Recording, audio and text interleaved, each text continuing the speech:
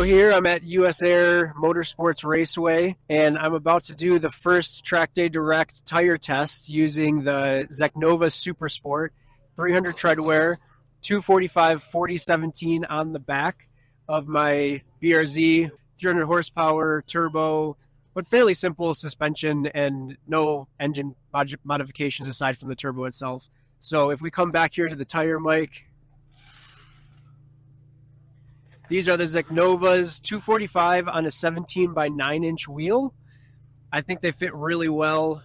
It's a great looking tire. Both the tread pattern and the sidewall shape is just a very sporty look. So I appreciate that. Let's see how it does out on track right now.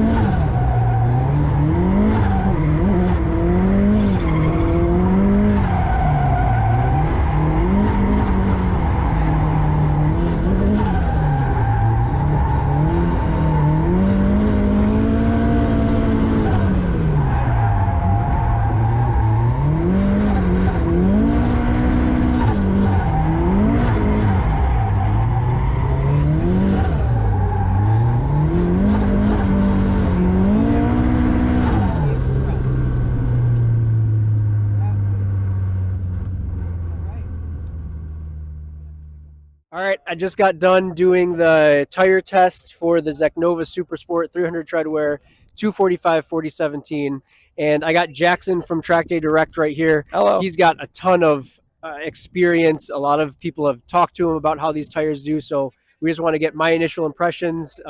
Maybe he'll have some questions for me, but I guess I'll start with I was super impressed. Very consistent the whole time, good levels of grip, and towards the end, I started speculating that they were getting greasy right around the 8-9 minute mark, and it turns out that these tires are totally shot now. So that was what happened. Is I don't think they delaminated. They just wore down all the way. There's no tread on the inside, like 3/4 of the tire, and so that's really what I think I was feeling. Yeah. But what have you heard from other drivers of this? So the biggest complaint that I've gotten from drivers is the fact that the first lap or two, they seem to have a lot of grip, and then they fall apart very quickly. Now, we were talking before this that I think part of it might have been the fact that you did a pretty solid heat cycle before we did this test, which based on the other reviews of people who say they do fall apart, they went straight from mounting to the track and hot lap. So little apples to oranges type of comparison, but at least on a setup like this, it seems like they do need to like that a lot. Yeah, that's one reason I'm doing the heat cycle, because I think some tires, and we've talked about this, some tires don't seem to matter that much, but I really didn't want to have any question or, the internet reply guys like, oh, but you didn't heat cycle them or something. So Definitely. like, we're just going to heat cycle every tire, and I've never heard it being a bad thing at all. Exactly. I mean, there's never a point where you heat cycle it and it makes the tire worse. So it's better to have that variable just to at least put them on the same playing field. Right. Okay. Yeah. So I'll dismount the tire, and we'll do some video and photo shots of the condition of them. But yeah, again, super impressed. Maybe they don't last as long as a Kenda does, but I got to be clear, when you're doing 10-minute hot laps, any tire is going to fall apart. Definitely. It is a lot to put on a tire. Definitely. Yeah. So. I mean, even anything when you go up to way more expensive than these like Valinos and stuff, they're still going to struggle after 10 minutes straight. So right. How is the supply on these? It's a little bit tough. I know that the suppliers are trying to get them in as fast as they can, but they seem to sell out as soon as they get them. Where something like a Kenda or competitors seem to be pretty available in the States. They're available, but it's kind of when you see them available, probably buy them if you want them. Yeah. Okay. Yeah, I think my final thought would be basically, if you want to save a little bit of cost compared to a Kenda, or these are just easily available, it is a great tire to bring out to your local track day. So thank you very much for letting me do this test. No problem. I'm excited to do some more. Yeah, definitely.